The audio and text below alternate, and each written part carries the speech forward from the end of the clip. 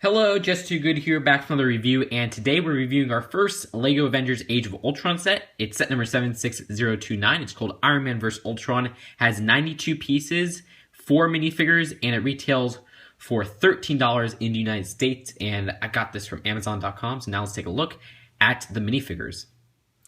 And here is the Iron Man MK45, which is exclusive to this set because of his helmet right there. And he has some fantastic printing on him. I kind of like how they did on his torso. They kind of use a darker red, and then they use a little bit of shades of this lighter red right here, which makes it kind of a really weird look that makes it look a little bit like it has a shine to it. So I like how they did that, and you can see his legs are also very nice. And those parts do come in other Age of Ultron sets in terms of printing.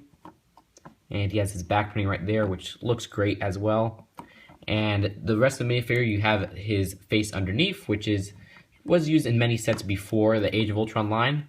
Then you have his other back face right there. So that's a very nice minifigure overall, and it's nice to see that he is exclusive to the set. All right, and here is the Ultron Sentry officer, who is also exclusive to the set. And he has a very awkward attachment on the back of him, and attached by that new neck piece used in the 2015 sets. And you could easily just take that off like this, and then you could of course remove the neck piece by removing his headpiece. And I'll remove that in a little bit, but he also has this very cool helmet right here, which only appears in one other set in a different color, which is a silver color as opposed to this gray color. And it has printing on it. So it's nice to get this piece with no printing because it could be used in different themes and other minifigures. And you could see his face print right here, which looks very, very detailed, as well as his torso printing right there. And here's a look at his back torso print and his back facial print. And so here are the other minifigures of the set. Basically, it's two identical Ultron Sentry soldiers. You can see they have some great printing on them. This guy has a stud shooter as well. So if you like the stud shooters, all you have to do is kind of load them with a stud. And then push on the top part right here. And it shoots the stud. And then you can see the back right here has some great printing on it. And like I said, it's identical to another minifigure in the set, which is this Ultron Sentry soldier right there. So you get two of them in this set. But if it looks familiar right there, that's because they also have the same printing as the Ultron Sentry officer. The only difference with that guy is that this guy right here has the mask or the helmet piece right there, while the other two do not. So that's kind of cool because it's a great set to kind of build an army of these guys. And they all have fantastic printing, so I don't mind that they're all identical. So that's it for the minifigures, and now let's take a look at the build, which actually uses the minifigures in the build.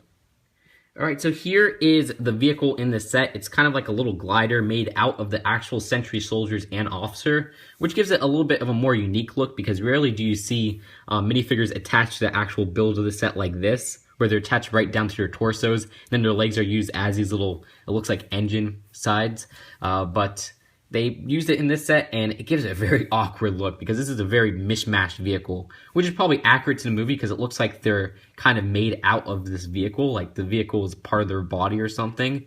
And of course, you could easily just take them apart and rebuild the minifigures, but it really makes the vehicle kind of a lame one, honestly.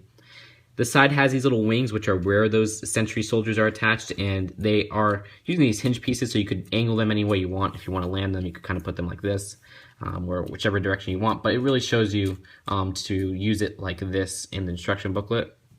And the side right here, you could see a better look at how they use the legs, and there's this little sloped part right here, which looks a little bit of an awkward kind of tail to the vehicle. Then they have this little hatchet part right here, which plays into the play feature, where if you put that right there, this Sentry officer will stop wobbling around, because he's literally just attached to the hatchet of the cockpit of the vehicle, like this. So you just kind of slip him in, and then that's really it. But he's attached like that because the play feature is really, you're supposed to use a super jumper with Iron Man included in the set to knock over the Sentry officer. So you would kind of angle it like this, then have the super jumper in the set, which I kind of attached Iron Man on there by using these little these little cylinder pieces on the bottom because I didn't want to directly put his legs on the super jumper as shown in the instruction booklet because it could easily damage the legs. That's a little bit of a fair warning that LEGO hasn't even addressed yet. And you want to push down on the super jumper like this and hit this Ultron Sentry officer directly. So let's see if we can knock him over. and it knocked over the whole vehicle, but you can see he kind of fell out. It's not really the greatest of these little knock over the villain from their vehicle or their position, mainly because this part is kind of getting in the way, so you probably have to put it down like that, and even then, it might still stick on there, so who knows. But that's really it for this vehicle. Just one last look at it from the top and the bottom. I really don't like how this looks, but we'll get into that. And here's a look of the set without the actual minifigures attached to the vehicle. It looks a little bit better, but even then it looks very weak in the design. And one thing you have to note is that the minifigures are very hard to get to stand up without them being attached, or with all their things being attached to the vehicle. So you got this guy who won't even stand up on his own, and then these two, which will be a little bit harder to get them to stand up, but you could still kind of position them in a way to get them to stand up. And here's a box for the set. Kind of sad to see that they took out the little comic designs of the minifigures in the top right corner right there. And the set does come with one instruction booklet, which has a pretty cool ad at the end of it. Honestly, this is one of those sets that you will want to get for the minifigures alone because the build and the play features of this set are very lame. Now, the minifigures, though, are a great value because you're just paying $13 for 4 exclusive minifigures, which have some great detailing on their printing, which are some of the best detailing that LEGO has put out in many years. I think this year in particular is really one of the years that LEGO was really stepping up their printing. And you got those 4 exclusive minifigures, even though 3 of them are basically identical, except one has a different helmet that none of the others have. And then you have the Iron Man, which has an exclusive helmet to the set that's not found in any other sets, but his torso and legs are found in other sets. So the minifigures for the price of $13 are great.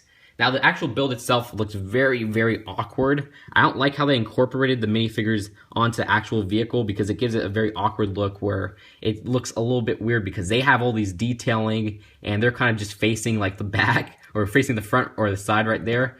And it just looks like they're just kind of popping out. And then the rest of the set has no stickers or anything whatsoever.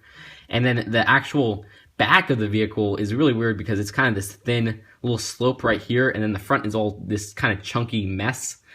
So yeah, that's kind of how I feel about this vehicle. And then the actual play feature is very lame. It's one of those knock over the villains, and you just kind of knock it over and then that's it. And then you have these little stud shooters right here. So really, people are going to be buying this for the minifigures, and that's for a just cause because you get those great minifigures, especially this little helmet right here with no printing, which is exclusive to this set because the only other set it comes in, it has printing on it, which is in that kind of silver color, while this is in a gun kind of metal gray color.